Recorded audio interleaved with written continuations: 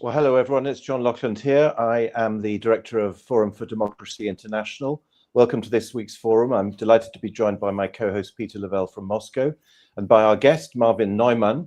Marvin Neumann is a former leader of the Junge AfD, the youth wing of the AfD, Alternative für Deutschland Party. He is a writer, essayist, author, currently working at the European Parliament for one of the AfD MEPs, Thomas Fröhlich.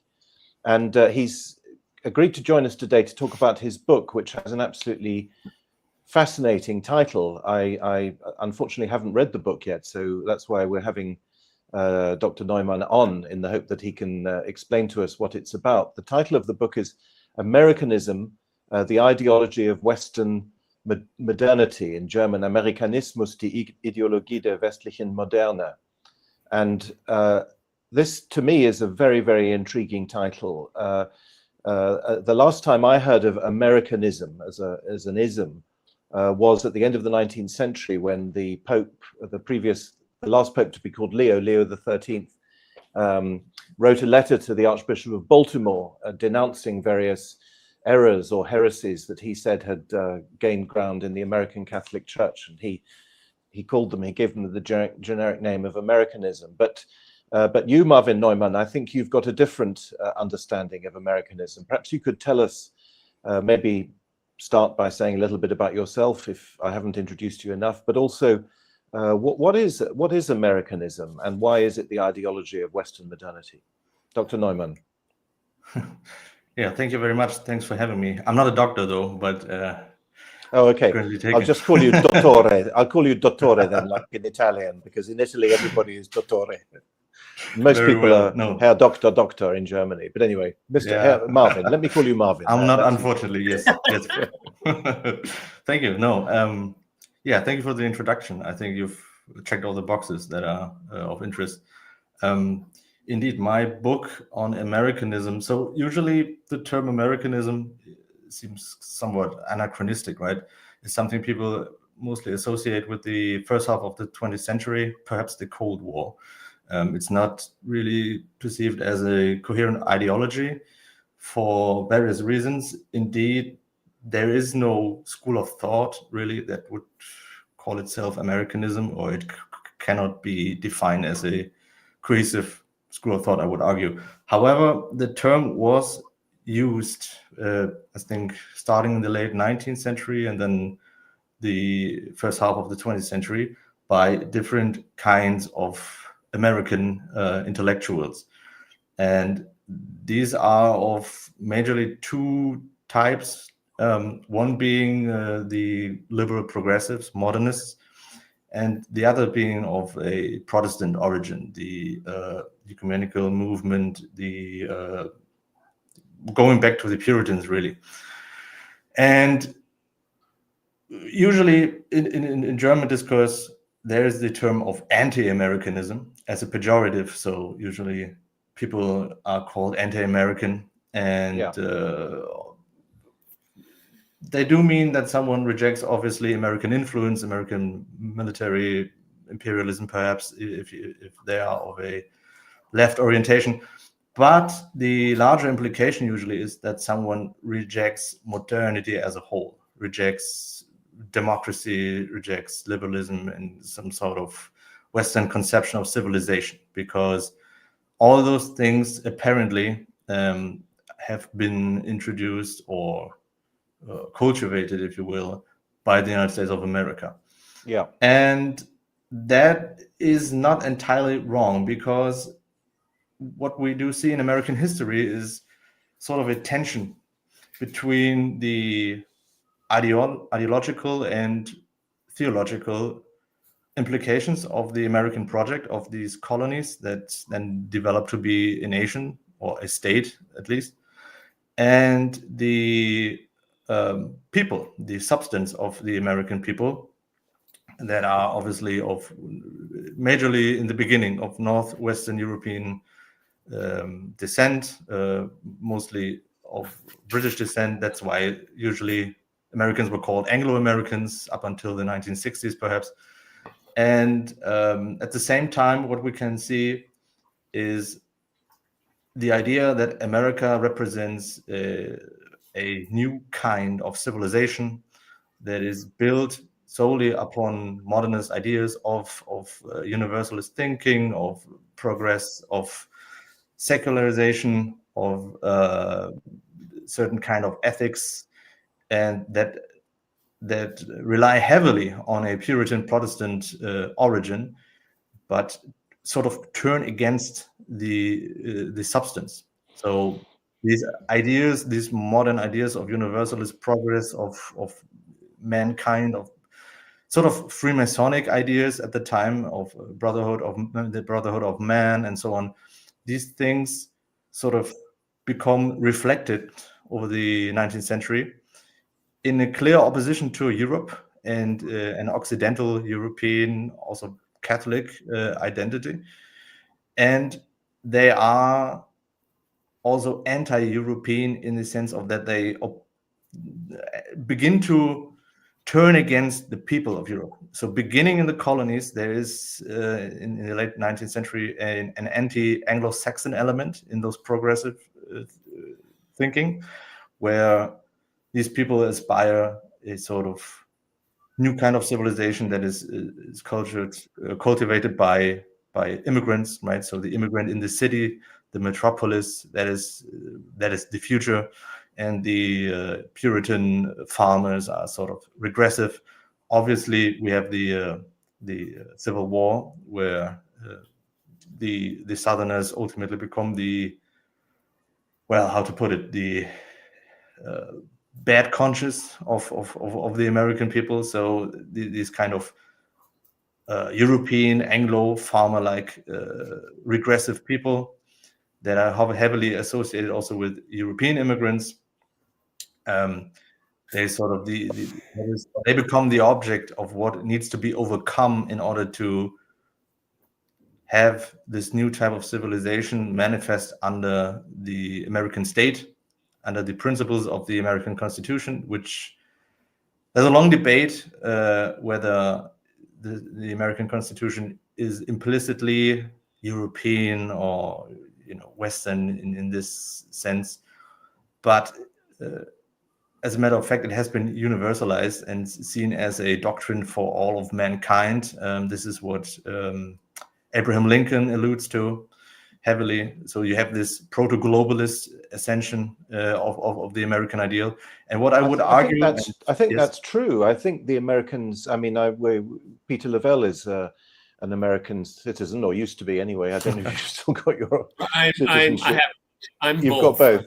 But I've been there more recently than you have, Peter. I was there in August after a very long break of more than 10 years. And I was struck again in DC in August, as I have been on all my previous trips to the United States, by the incredible attachment to the Constitution. You can hardly speak to an American for 5 minutes before they're talking to you about the Constitution. It's a bit like the Hungarians and the Treaty of Trianon. It's a complete obsession. And this is really remarkable because no other country, there's literally no other country, even countries with very admirable constitutions, like let's say Switzerland or whatever, or Britain or something. You don't find Swiss people immediately talking about their constitution in the way that Americans do. Yeah, but John, that's also an indication of nothing else seems to unite Americans anymore. Yes. Okay. And that's but I was also, yeah, no, that's true, absolutely. And indeed, the other thing that struck me, which of course is one's always struck by, is how everybody you speak to is from somewhere else. They all say, well, I'm Scottish, or I'm Greek, or I'm this or that. Which again must be rather odd. But sorry, I've interrupted Marvin. But I was Marvin. I was also going to agree with Marvin that it is also considered, this constitution, as indeed something that the whole world should really catch up with. And that is a very important point you've just made, and I've myself made that point. Well, John, you know that I had a lot of problems with Ofcom, and I met with their lawyers, and I told them, I was born in America, and I as an American, I have First Amendment rights. And they understood exactly what I was saying, but he said, it doesn't apply here.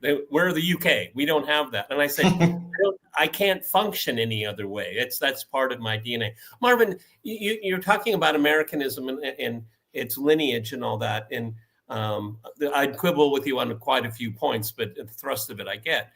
Is Americanism something good? Not to me, no. Well, okay, good. I want to touch all these bases here. Go ahead. Yeah, because it is a modernist ideology. I think that's your position. Well, I mean, I would say, we speak in very academic terms, and being born and brought up in America, Americanism is modernity. That's how most Americans understand it. Yeah, we are modern because we're American. You see what I'm getting at? Yeah. No, for sure. The reason that I call it the ideology of Western modernity is that you have these certain concepts, right, that arise in the Enlightenment that are very specific to this moment in time. If we're being honest, a lot of it is speculative philosophy and so on, and some of which has culminated in the French Revolution, as we know, and elements of those they sort of migrate to the United States in this time period, and they become the basis for a reflection of modernity and modern life, and how to form a nation, a civilization out of all these different ethnic groups, mainly from Europe, who have their own specific identity. This is a major theme of Americanism, actually, when the term is being introduced by people like Teddy Roosevelt, who is furious about the what was it called, hyphenated American. So the Euro Americans, the German Americans, the Italian Americans. He argues, and this is also a key theme, that one is an American because of one's loyalty to the Constitution and belief in these democratic, liberal, progressive ideals. So this is where I would argue you can see an inversion of religious, of theological thinking, right? Where this is basically a church in a sense, right? It's a community of people who hold the same beliefs, and those beliefs, well, they are modern and secular in a way, but this is what I think he calls it American idealism. I'm not sure if it was Roosevelt or someone. American exceptionalism. Yes. That's another term when they reflect on this experiment, this historic experiment, as a good thing and as a thing to be exported in the world. They speculate that world peace can be achieved if we all adhere to these inclusive, liberal principles of democracy, and these are ideological concepts, I think, that have been implemented in every liberal democracy in Europe, or most of them at least. And they have turned into, well, some problematic situations regarding migration and gender identity and all sorts of things. And we can actually see some Americanist thinkers, such as Randolph Byrne, for instance.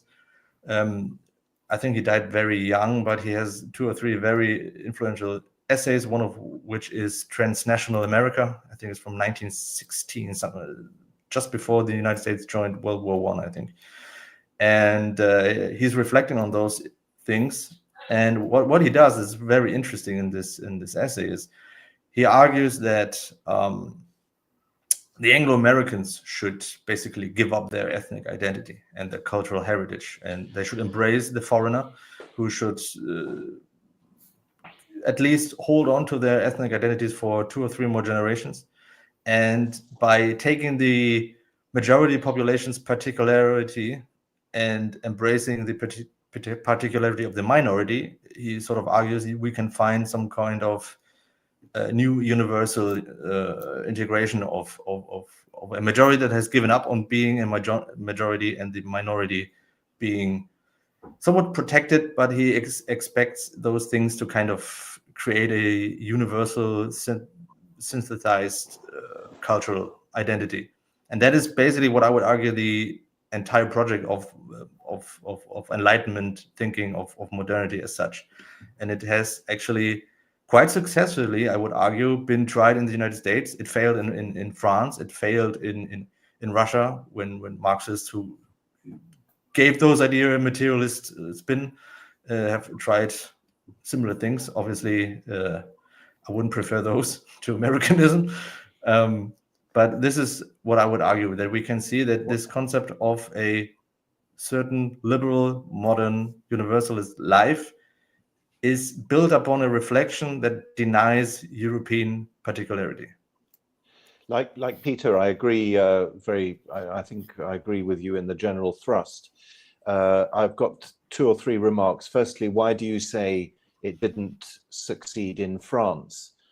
France is more secular than America, constitutionally speaking, and in terms of its political culture. Another remark, this globalism that you're absolutely right to refer to, and I've argued this myself even before I heard you say it. I think you're quite right. I think there is a tendency in America to believe that if everyone became American then, or like America, then there would be world peace. That idea it certainly is American, but it was also British at the end of the 19th century and the beginning of the 20th century. And there were plans, I'm sure you know about them, to set up a sort of Anglo-American condominium when the Anglo side was of course a quarter of the world's surface, and then to extend Anglo-Saxon civilization to the whole world.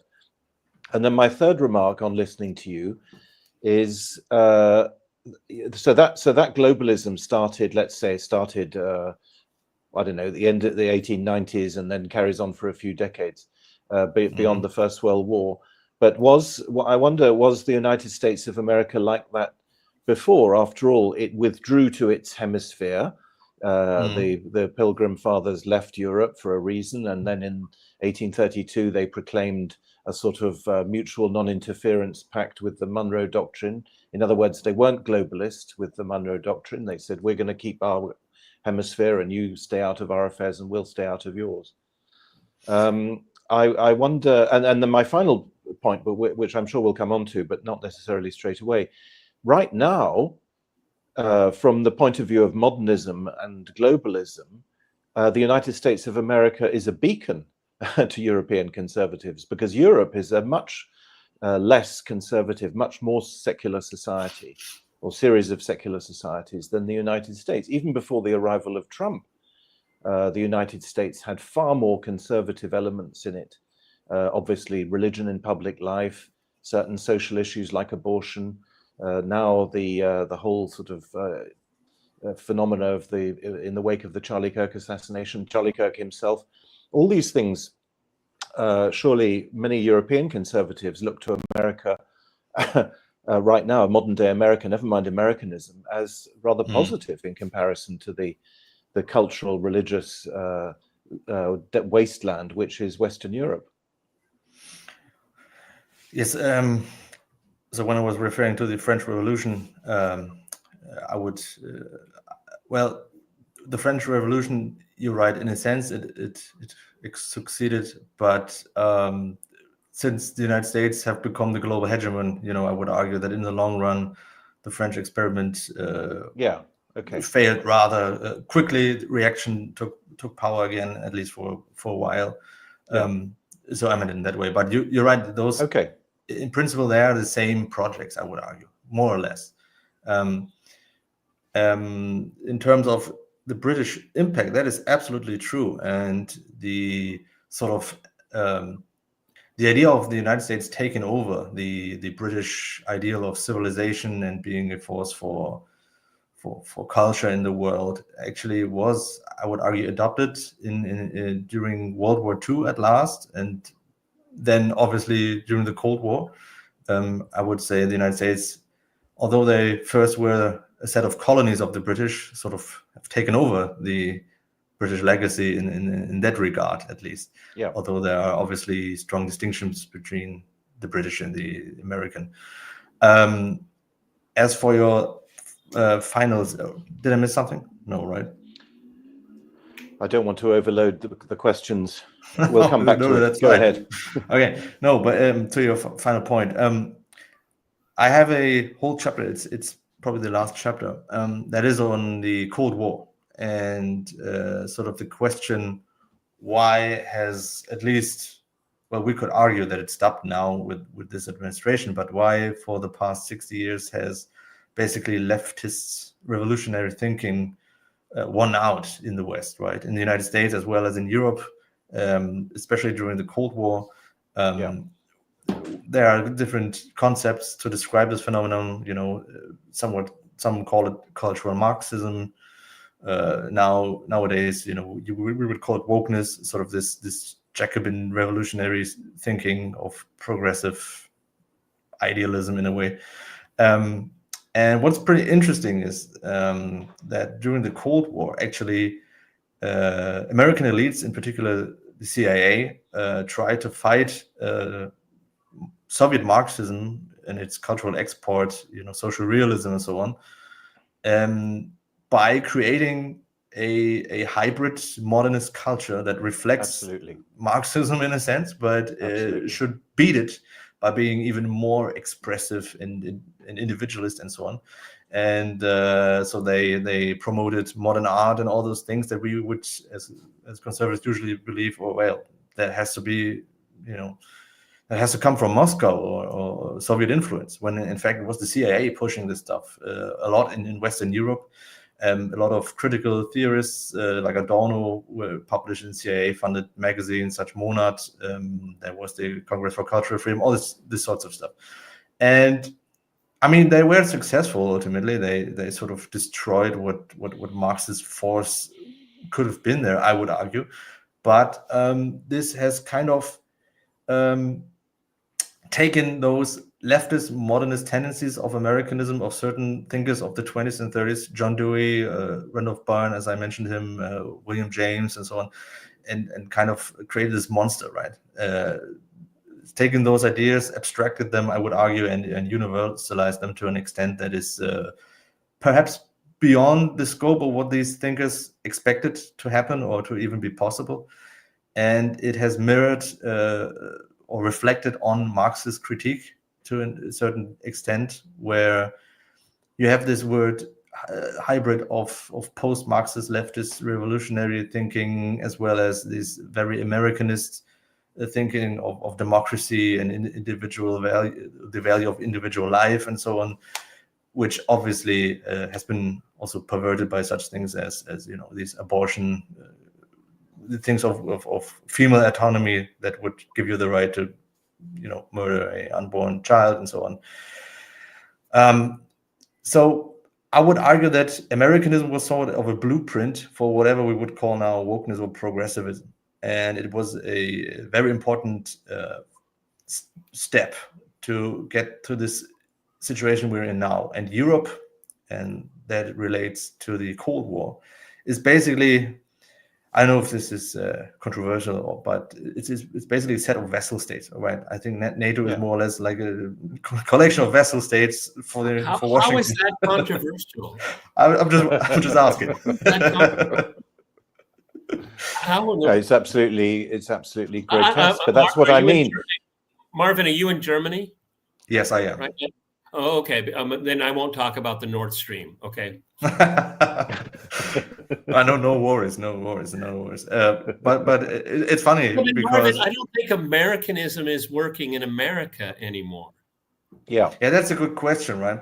So because it's really interesting. I mean, I was very interested in Lukács and all of the other Marxist cultural things. I mean, admitted everybody, we read it when we were young. Okay, I found it interesting. I won't deny that. Okay, for sure.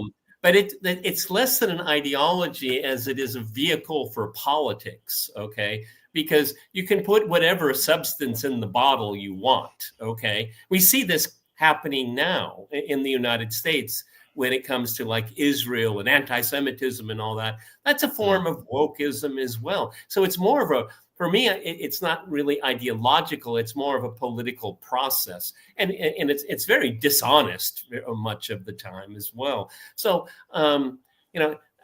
being born and brought up and gone, I was in a concentration camp for 10 years called the University of California. I got paroled and I never went back. Okay. But I think there's so much more complexity because, I look at the whole kind of Marxist modernity project. It's more about identity. It's about finding absolution through yourself. Okay, there are not these larger institutions involved. Okay, I mean, it was interesting you brought up how the CIA was instrumental, and it's very well documented with this modern and postmodern art. It's very well documented. But another theme that most people don't understand. Do you remember Charles Manson? Yes, I do. Okay. If you dig deep into that story, and there's some really good books about it. This was the state, the FBI, that wanted to turn hippies into the scourge of. I lived through that. I remember it. So when people talk about the Cold War, the Soviets and the Reds and all that, it was around. It was around. But it's the hippies. Those are the people you have to worry about. And that the whole Manson saga has very direct connections to demonizing that group of people. Okay, so I mean, I don't want to diminish these kind of culture and society and Marxist leaning and all that. There's some really real, hands-on examples of how identity and self-identity was maneuvered and changed. And that's why, I was in academia, like I said, for a long time. But if for average people, when you talk to them, if you ask people in my generation, what did your parents say about hippies? Oh, they can go on and on and on. What did they think about communism? Oh, yeah, it's bad. That's it. It's bad. I think there's a lot more cultural substance to this kind of identity project when it comes to Americanism. I would argue that's why the United States sort of adopted those things, right? Because the 20th century basically had a competition of transcontinental superpowers, and the idea of a global power, indeed, that was an ideal that those regimes, sorry to say regime, but those states sort of aspired to, and all of their projects somewhat aimed at transgressive means, right? But Marvin, construct identity. Yes. What do you think of the argument that the Cold War, at its essence, as we look further away at it, it was more about domestic political control within the West itself? Because the Soviet Union never threatened the United States. It was never going to invade Europe. Oh, I agree. I agree. Status quo power. Okay, but you're an Americanist, I would say, by the title of your book. And John knows this. I was brought up in a John Birch Society family. Wow, okay. And we had our bunker ready, and we had our rice and flour underground waiting for the Soviets. Okay. But I think the more we look back at it, it's much more about social control, neutering the labor union movement, okay? Exactly. Shaking the foundations of the family. And as Christian as America is, breaking the bonds of Christian discourse in public life.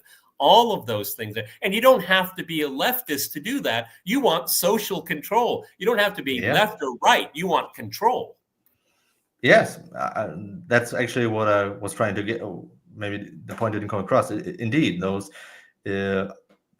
ideology played a part, but indeed it was all about how can we manage society to an extent that no power in history has ever done before. And as much as people today falsely sort of think of the Soviets as a regime that tried to brainwash citizens or whatever, I mean, they didn't do a very good job. No, they didn't. Indeed. So the Americans or the Western project was much more successful, and I would argue that within this project, basically Western Europe has been more or less eradicated of its Occidental cultural heritage. Is maybe going too far, but at least it's telos, its substance. And so right now, when we sort of see a change, a vibe shift, as some call it in the United States, where this ridiculous, woke government of Biden has been replaced by Trump's MAGA coalition. It's funny when I hear JD Vance or someone like that sort of giving the current EU elites in Brussels and so on a lecture on certain issues. Well, I mean, they learned it from you guys, right? I mean, they were kind of created as a monster of Western of American hegemony over the Cold War, and I can tell from my work here in Berlin and so on, they will not let go. I mean, they're true believers, right? And the Americans probably find it absurd and irritating how much some of these progressive elites, in particular the Greens, I mean, they wish to be Americans, right? We have the former foreign minister, Annalena Baerbock, perhaps you've heard the name, who is now in New York. We certainly have. We certainly have. Oh, she's the woman that has problems with measurements, right? 360 and stuff. Yeah, like the 360 degree turn. Yeah, and those are the elites over here, though. Sure, but can we come back to this? Yes. What do we think about the fact that America? You mentioned JD Vance. In comparison to Europe, is now, as on the surface, I don't know, how deeply it goes down. Perhaps Peter, you've got a view on this. Is more conservative, much more conservative, and actually is on a bit of a roll at the moment than Europe. In other words, the modernism is far more pronounced in Europe than it is in the United States of America. To be honest, perhaps. This might be controversial now, but if I look at the sort of, was it a funeral for Charlie Kirk or some sort of celebration? I mean, that was Americanist, right? That looked like a great GOP festival, and it did not feel very Christian, I would argue.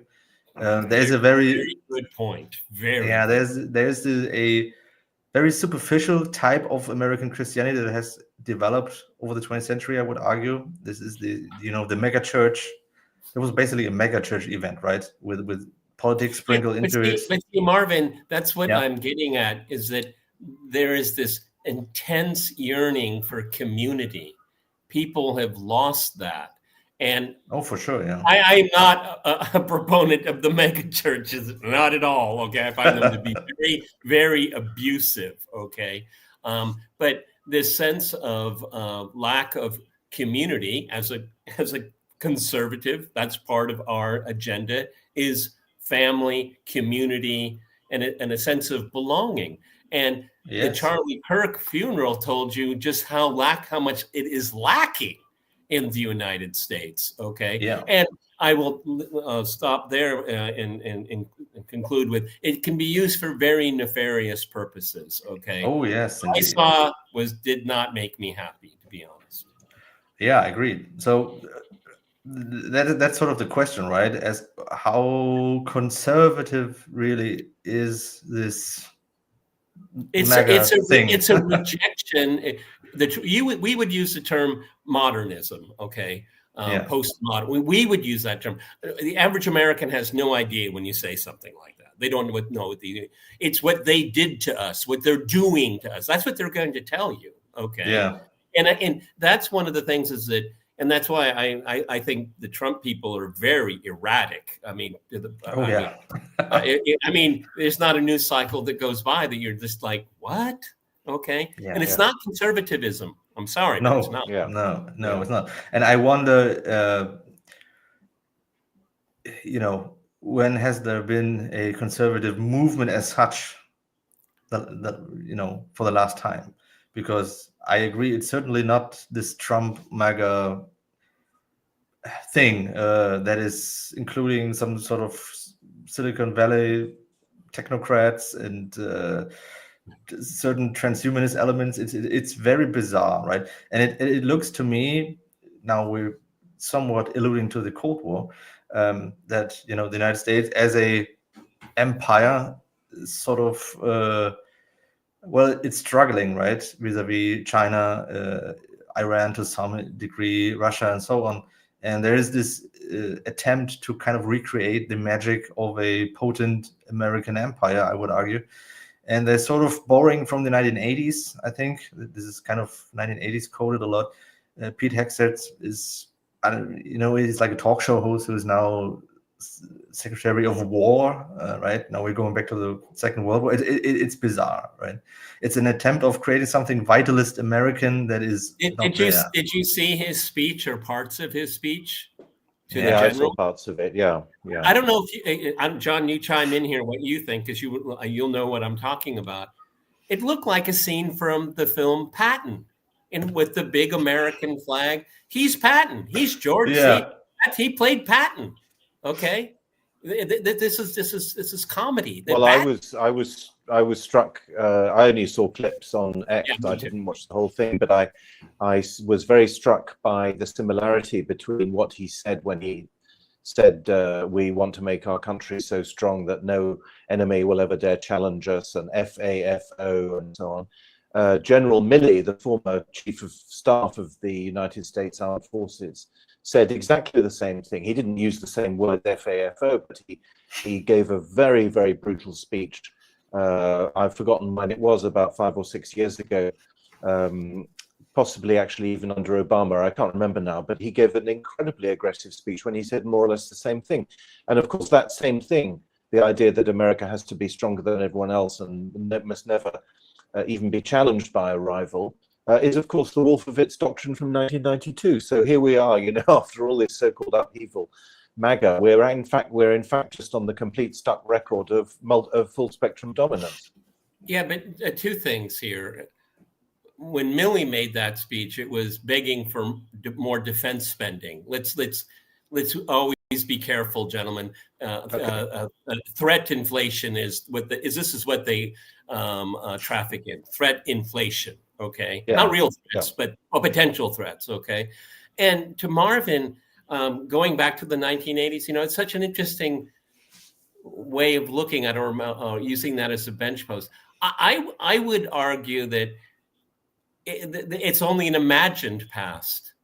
They imagine this is what it's not real. I mean, It's like when Reagan was president. Okay, Reagan is used by everyone. Okay, to mean anything you want it to mean. I mean, he has a very interesting legacy. Let's put it that way. But the way he's invoked in American political discourse has nothing to do with his legacy whatsoever. So I would say it's an imagined past.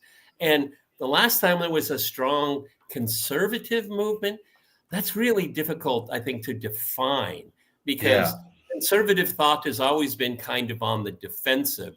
And then when you have liberals, and I'm not saying the left, I'm saying American liberals, a very specific political animal, American liberal. They overreach, like the gross overreach of the Biden people. That helped Trump immensely, okay? Because there was a sense of just, it's interesting, some pundits looked at the last election is either, this will be, the American psyche is so exhausted that they're going to just submit, or they will fight back. They fought back, okay? But is it conservatism? I have my doubts. Maybe John and I are just too purist when we talk about conservative values. Oh no, I would agree. I mean that was sort of the theme in Europe, in particular Germany, in the 1910s and 20s, right? Especially after the First World War. Like, what are we actually going to conserve? And there you have the ideas of conservative revolutionaries that we have to actually, sort of in whatever way, revitalize sort of our European civilization so we can build something that is then worthy of conversation, right? And that is structurally already based on conservative principles, because you're right. I mean, conservatism is a defensive phenomenon. I would argue it responds to these transgressive, destructive forces of modernity that have unfortunately manifested themselves through American hegemony to a degree where we're where we are now, right? And so it's hard to define what conservatism is actually about at this point. I think what you were talking about a minute ago is precisely the point. It's creating community, viewing social units as basically the ontological basis of society, right? So we are families, and we are certain types of groups. We are not just pure individuals meant to be emancipated from our destiny and our biology or whatever. And well, there's the question: is this administration in the United States sort of bringing these ideas or themes back? I would argue that it's incoherent because it is so hyper real. It is so media driven. It's so online. You see certain US departments posting kind of retro 1950s styled posts of some sort, right? And recruitment posts and so on. But again, this is something that I argue a lot about, and this is not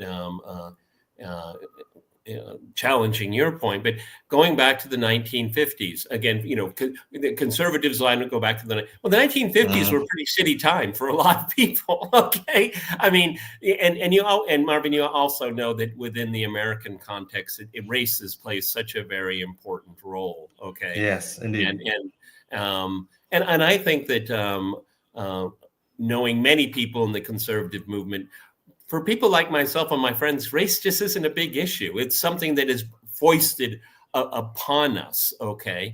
And what is this? Is this administration conservative? Well, when I see a black van with a man in a mask take someone and put them in the back and drive away, no, I can't do that. I can't do that, okay? Yeah.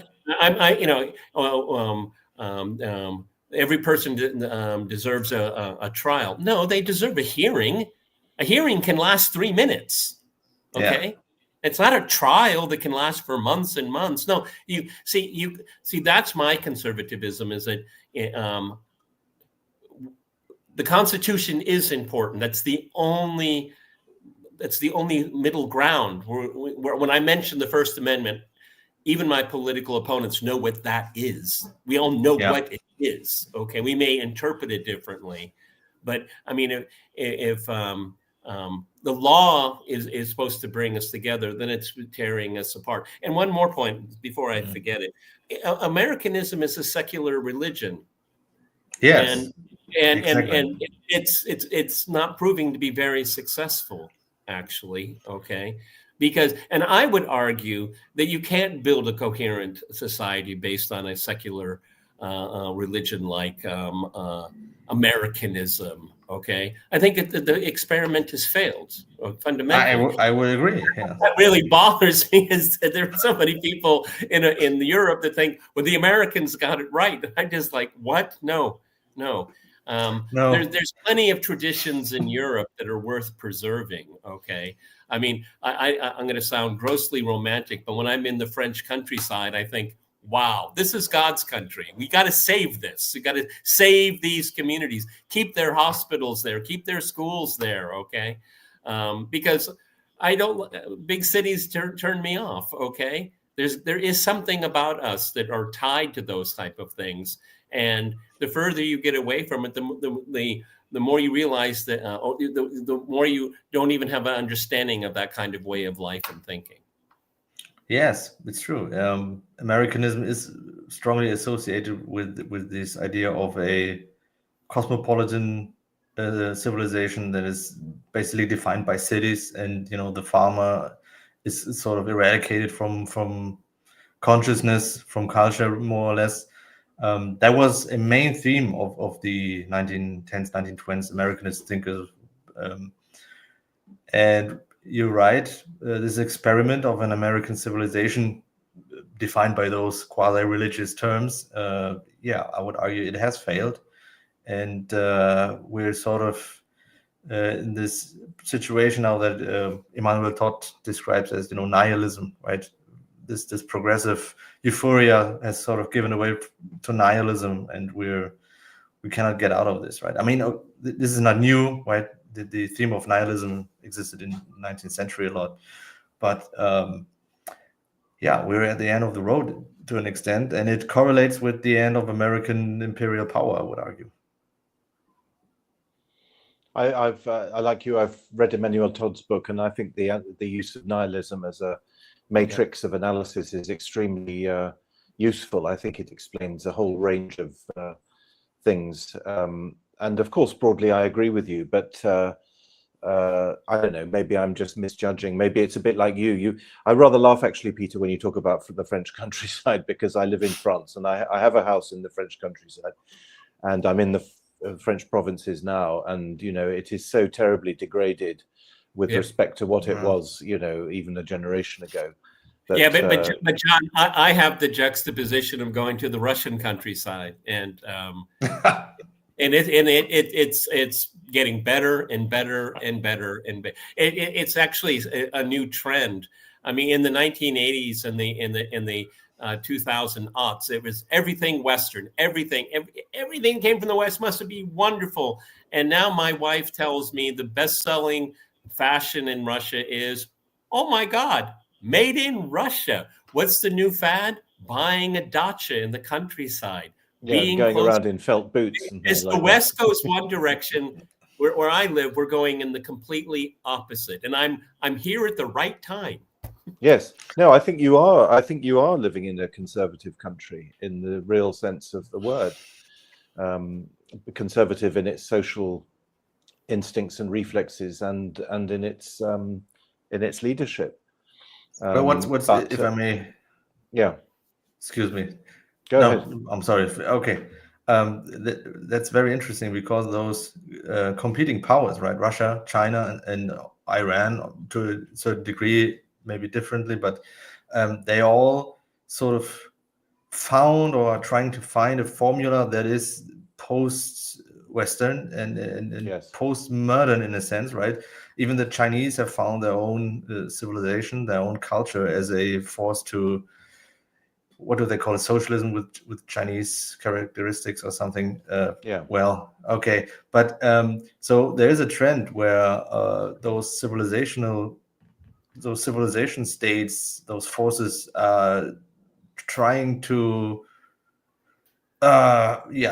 revitalize themselves through tradition and conservative principles, and then there's the biggest tragedy of them all. We Europeans don't have any force, at least not to such an extent that is even attempting to do that, right? I don't see the church really doing that. Political forces are mostly, to be blunt, petty nationalists, right? There is no Occidental European community as such, and everything that is called European is being associated with Brussels, is being associated with this postmodern liberalist project of the EU, and not really Europe. And there we're back at the issue of nihilism, right? Europe has not overcome nihilism. The Russians have, or are attempting to do so. I would argue the Chinese have.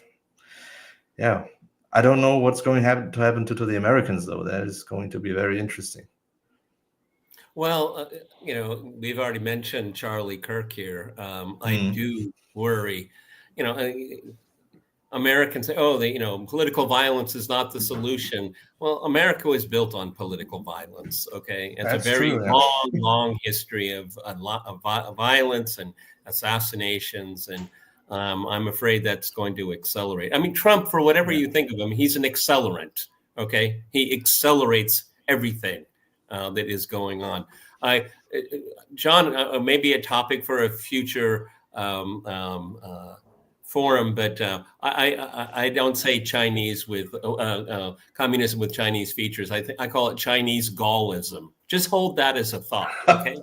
Just hold it. Marvin is absolutely right. There is very definitely a big national component in the Chinese leadership, national cultural. Spiritual, I don't know. I don't know China at all. But you mentioned Gaullism. Well, the Chinese apparently are great readers of Carl Schmitt, and the reflections on the state and all the rest of it. So I totally agree with you, Marvin, that these great powers, the ones you mentioned, have, yes, a conservative and even spiritual force. And I think that Europe has had its soul knocked out of it so fundamentally, so deeply. It was knocked out of it in 1914, 1918. Then it was knocked out of it again in 1939, 1945, and it hasn't ever got back onto its feet. It's just got worse and worse. John, the vacuum that was left behind was filled with Americanism, as Marvin would say. Yes. But it's got worse. It hasn't got better. And by the way, this isn't directly related to the issue of nihilism or whatever, but the American economy. You see, when I said about the French villages, I was going to go on and say that maybe, Peter, I'm looking at it through slightly rose-tinted glasses, as you do when you come to France. I still think that there's no comparable figure to Charlie Kirk in Europe. The idea of huge university meetings with hundreds of students talking about God and conservatism, that simply doesn't exist in Europe. I wouldn't try it. No. On a more prosaic level. You wouldn't. I don't know if it would be a good idea to try it. Yeah. On a more prosaic level, the American economy, I know we're not talking about economics, but the American economy is 10 times more successful than the European economy. If you look at the market capitalization of the big American companies, that you have to get down to about the 20th American company to get to the biggest European company. Europe had completely had its. John, where is, and Marvin, where is Europe's Google? Where is Europe's Amazon? Those are the companies I'm talking about. Everyone talks about the decline of the American empire, but in the last 10 or 20 years, every single company you've heard of, all the mega companies, Nvidia, Google, Apple, Microsoft, they're all American. And Europe doesn't have anything. Europe has a few luxury brands, but even those luxury brands are tiny in comparison to these gigantic American companies. And a lot of those luxury brands are owned by American companies. And they may be anyway. Indeed. But, I think that these rather dry and sort of materialistic economic figures unfortunately do show something about the internal weakness, spiritual, cultural, and in every other way of Europe. I mean, Marvin, since we've got you, what is the future of the AfD? Because we saw that the Brussels do their magic on Moldova. Okay, and so we have the Romanian variant. Now we have the Moldovan variant. Okay, there's a slight variation of it when it comes to France, but that doesn't bode well for your party. No, not at all. I mean, we've had a case in Ludwig, some German town. I know the case you're talking about. Yeah, Joachim Paul, and the courts basically said now he cannot he cannot be the nominee because, well, the court declares this man is an extremist of some sort because he wrote a novel about the Nibelung saga. I'm not sure, but it is completely absurd. And well, you probably have heard of the fact that basically all the other parties have been colluding to get the AfD banned for quite some time now. They haven't tried to do so because the signals they're receiving from the other side is that is the courts is you're going to fail, don't do that, right? So and just this week or past week they have sent a new to the highest court. I'm struggling to find the equivalent in the American or English context. Verwaltungsgericht. The Bundesverfassungsgericht. The Constitutional Court. Yeah, the highest, exactly. The Federal Constitutional Court. Exactly. That's what. Yeah, and the woman they sent there basically has already in talk shows proposed to try to ban AfD. So most of my companions basically say, well, we're either going to rule or going to find ourselves in prison. That's basically where this is all going to end. Either we'll make it, or, well, these forces will make it their way. So that sounds pretty pessimistic, but at any point where I would suggest these people to tone it down a notch and maybe actually try to at least uphold some sort of facade of democratic rules-based engagement, they go the other way, right? We'll see. Nothing wins John, like winning, and I think that's what they're doing. They're just, it's like the Labour Party conference attacking, or the Deputy Prime Minister of the United Kingdom saying that when he was young, Nigel Farage tried to join the Hitler Youth. Well, Nigel Farage was born in 1963. Well, maybe he did try, but he'd have had to have got into a time machine in order to do that. But that's how they win, and they win by winning. By the way, Peter, there's no magic in Moldova, unlike in Romania and in the other lawfare cases. The Moldova thing is just straightforward ballot stuffing. You get a lot of. That's why it's the oldest trick in the book. Saying it facetiously, obviously. No, you know why? Because I made a special point to go around the Moldovan embassy here in Moscow to see the number of people trying to queue up and vote, and weren't allowed to. I saw it with my own eyes. Okay, I saw Brussels democracy in action. What did you see? You saw people queuing and they couldn't vote. Yeah, the gate was just locked. They would ring. Exactly. Well, that's a good way of solving the problem. Yep, they solved their problem. Okay, and it's so patently obvious. It's to the point of just absurd. There in Georgia, in Moldova, in Romania, there are no pro-Russian parties. None. Zero. But that's every single headline you read in the West. Okay. Yeah. They won't say everything. They won't say anti-Brussels party. That's right. Everything is pro-Russian. Yeah. Yeah. No, that's a subject for a whole other broadcast.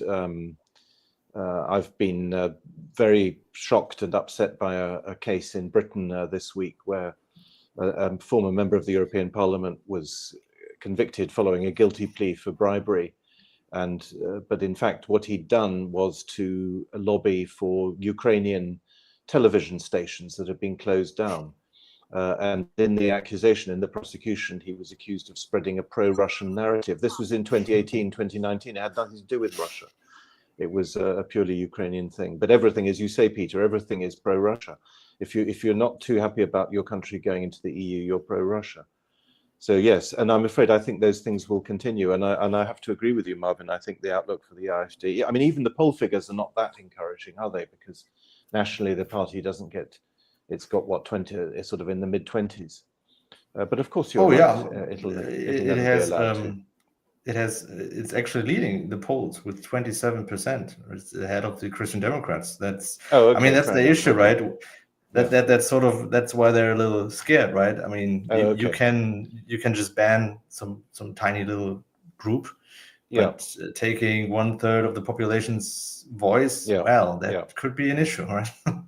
Marvin, before we finish up, I want to tell you something, and I want you to tell your friends and colleagues, is that I've lived in Russia for 27 years, and almost during that entire time, I never heard one negative thing about Germany or Germans. Yeah. But over the last year and a half now, that has changed dramatically. The governments in Berlin have soured the feeling. Russians actually thought very highly of Germany and Germans. But with Sergeant Schulz as chancellor and this Merz guy, he's really lucky. He's really lucky because he cannot be worse than Adolf Hitler. Okay, that's his saving grace. He can't say he's the worst chancellor in German history. Okay, he has a handicap there. But I didn't tell your friends, all that goodwill all over those decades, it's just been totally destroyed. Totally. We know. I will. Yeah. We know, and just yesterday or 2 days ago, a Christian Democrat member of Parliament proposed that we declare, in German it's called Spannungsfall, right? That is what you declare right before you go to war. So it's a step before that, but because of some drones, right, in Poland, and yeah, it's a state of pretty, tension. Yeah, a state of yeah, tension, state or of a tension, state of right? alert. Yeah.